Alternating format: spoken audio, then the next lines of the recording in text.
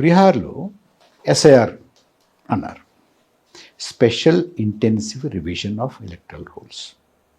దానికి వాళ్ళ కారణం ఏం చెప్పారు, ఏమన్నారంటే ఎన్నికలకు వెళ్ళేటప్పుడు మనకి ఓటర్ లిస్ట్ అనేటువంటిది చాలా క్లీన్గా ఉండాలి. చనిపోయిన వాళ్ళు, అక్కడ లేనటువంటి వాళ్ళు, విదేశీయులు, చొరబాటుదారులు, 2 3 చోట్ల ఓట్లు ఉన్నటువంటి వాళ్ళు, సరిగా నమోదు కానటువంటి వాళ్ళు, వారి చిరునామాలు సరిగ్గా లేనటువంటి వాళ్ళు, వీటన్నిటిని కూడా తీసేసి స్వచ్ఛమైనటువంటి ఓటర్ లిస్ట్ తోటి మనం ఎన్నికలకు వెళ్ళాలి, అంచేత స్పెషల్ ఇంటెన్సివ్ రివ్యూ చేస్తాము అని అన్నారు. అది బీహార్లో జరుగుతుంది అని అంటే చాలామందికి ఉన్నటువంటి ఇంప్రెషన్ ఏమిటంటే ఈ ఎస్ఐఆర్ ప్రక్రియ బీహార్కి సంబంధించింది అని అనుకుంటున్నారు. కానీ కాదు. మీరు ఎస్ఐఆర్ ఆర్డర్ చూస్తే ఎస్ఐఆర్ మొత్తం దేశానికి అంతటికీ వర్తించేటట్టు ఇప్పుడు అది బీహార్లో అమలు చేస్తున్నారు. కానీ బీహార్లో అమలు చేస్తున్నటువంటి దాని మీద చాలామంది అభ్యంతరాలు వ్యక్తం చేశారు. ఇదేమిటి, తల్లివి తండ్రివి వాళ్ళ బర్త్ సర్టిఫికెట్లు లేకపోతే మరొకటి ఇవన్నీ పాస్పోర్ట్ ఇవన్నీ అందరికీ ఎక్కడ ఉంటాయి, కుదరదు కదా అని అంటే ఆధార్ కూడా పెట్టచ్చని అన్నారు ఎన్నికల సంఘం. అది పెద్ద రిలీఫ్ అనుకున్నారు చాలామంది. అది కూడా దేశానికి అంతటికీ వర్తించేటటువంటి నిర్ణయం కాదు, ఆర్డర్ కాదు, అది బీహార్కి వర్తించేటువంటిది. ఒకటేమో ఎస్ఐఆర్ దేశానికి అంతటికి వర్తిస్తుంది, ఈ పర్టికులర్ సుప్రీంకోర్టు ఆర్డర్స్ మాత్రం బీహార్కి వర్తిస్తాయి. అది లేకుండా దేశం మిగతా ప్రాంతాల్లో కనుక, మిగతా రాష్ట్రాల్లో కనుక ఎన్నికల సంఘం ముందుకెళ్తే మళ్ళీ ఎక్కడికక్కడ ఛాలెంజ్ చేయాలి, మళ్ళీ కోర్టుకు వెళ్ళాల్సినటువంటి అవసరం ఉంది ఒకటి. రెండోది, మనకి ఎన్నికల సంఘం మాన్యువల్లో కానీ ఎన్నికల సంఘం రూల్ బుక్లో కానీ స్పెషల్ ఇంటెన్సివ్ రివ్యూ ఎస్ఐఆర్ అనేటటువంటిది ఎక్కడా లేదు. ఓకే, మనకు ఉన్నదల్లా SSR, special summary review. Special summary review బీహార్లో జరిగింది. లోక్సభ ఎన్నికలు అయిన తర్వాత అక్టోబర్ నుంచి మొదలుపెట్టి అక్టోబర్ 24లో మొదలుపెట్టి 25 జనవరికో ఫిబ్రవరికో ఎస్ఎస్ఆర్ అయిపోయింది. ఎస్ఎస్ఆర్ అయిన తర్వాత ఎస్ఐఆర్ మొదలుపెట్టారు. ఆ ఎస్ఐఆర్ని అమలు చేసే ముందు వాళ్ళు ఇచ్చినటువంటి ఎలక్షన్ కమిషన్ ఇచ్చేటువంటి ఆర్డర్లో ఏమన్నారంటే,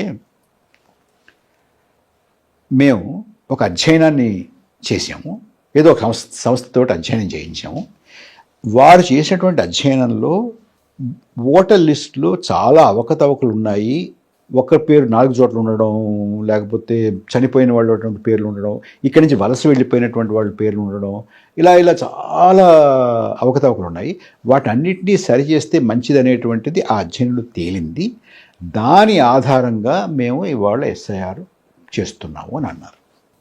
ఒకటి, ఎస్ఐఆర్ రూల్ బుక్లో లేదు, ఎస్ఎస్ఆర్ ఉంది. ఎస్ఎస్ఆర్ అయిన తర్వాత ఇది చేస్తున్నారు. అయితే మీలాంటి వాళ్ళు ఆర్టీఐ వేశారు. ఏమని అడిగారంటే, ఏ సంస్థ అధ్యయనం చేసింది, ఆ చేసినటువంటి అధ్యయనం కాపీ ప్రతి ఇవ్వండి మాకు.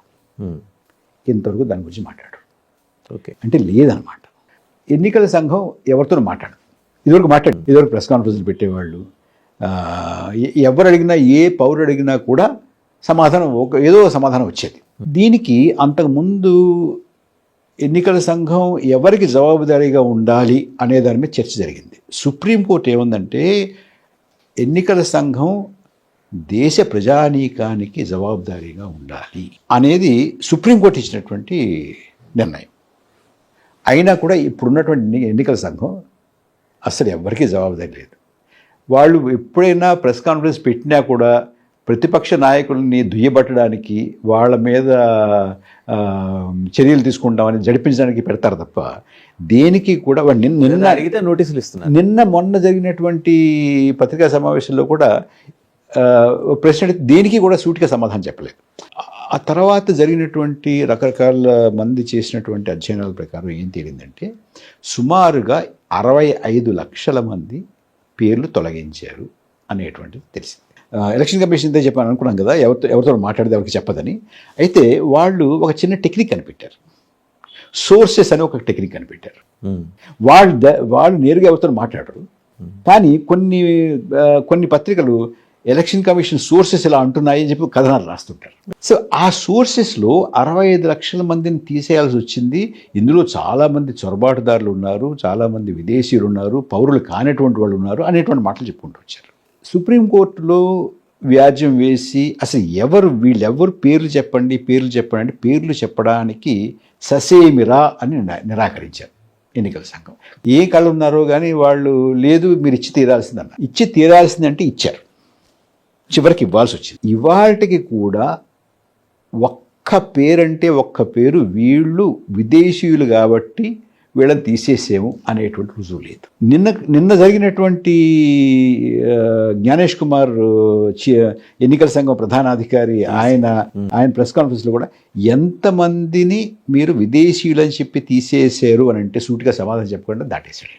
ఓకే, సో ఇలాగ చేస్తూ ఉంటే ఇవాళ వచ్చినటువంటి వార్తల్లో కొంతమంది దాన్ని వాళ్ళు తీసినటువంటి బీహార్లో ఫైనల్ లిస్టు ప్రకటించిన తర్వాత వాళ్ళు ఇచ్చినటువంటి జాబితాని జాగ్రత్తగా పరిశీలిస్తే అందులో తీసేసినటువంటి వాళ్ళల్లో ఎక్కువగా దళితులకు సంబంధించినటువంటి వారు, మహిళలు, అందులో మైనారిటీ మహిళలు, వీరి సంఖ్య ఎక్కువగా ఉంది. అంటే పేర్లు బట్టి మనకు పేర్లు ఉంటాయి, పేర్లు బట్టి జాగ్రత్తగా దాని కనుక పరిశీలించినట్టయితే చాలామంది వీళ్ళు ఉన్నారు. అంటే ఎప్పుడూ కూడా మహిళల యొక్క సంఖ్య అంతగా తగ్గలేదు.